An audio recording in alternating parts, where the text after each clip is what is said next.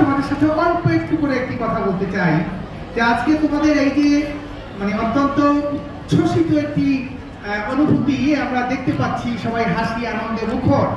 তোমাদের এই আনন্দ মুখর মুখগুলো দেখে আমাদের মনে হচ্ছে বয়স অনেক বেশি কমে গেল। আমি ছোট একটা ধাঁধা জিজ্ঞাসা করবো তোমাদের, দেখো তোমরা পারো কিনা। ঠিক আছে, করবো?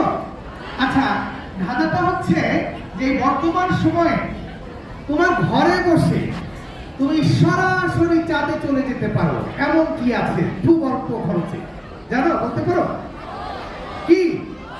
আরে বাবা, তার মানে হচ্ছে তোমরা যথেষ্ট সমৃদ্ধ, অনেক জ্ঞান রাখো তোমরা। রাইট, বই।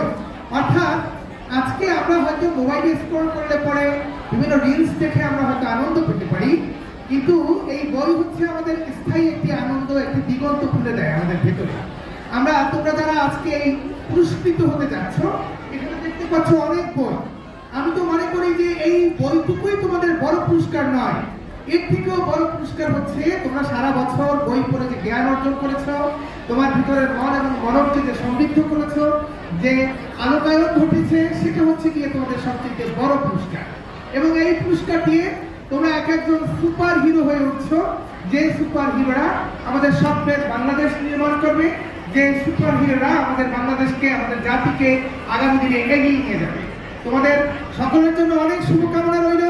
আগামী দিনে এই বইয়ের সাথে যে বন্ধুত্ব, এই বন্ধুত্ব অমর হোক, তোমাদের জীবন সমৃদ্ধময় হয়ে উঠুক, আরো অনেক বেশি রঙিন হয়ে উঠুক তোমাদের আগামী দিনগুলো। সবাইকে আবারও শুভেচ্ছা জানাচ্ছি।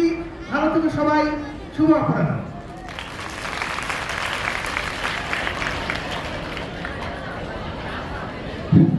গোলাপকে অনেক অনেক ধন্যবাদ সংক্ষিপ্ত এবং সুন্দর বক্তব্যের জন্য।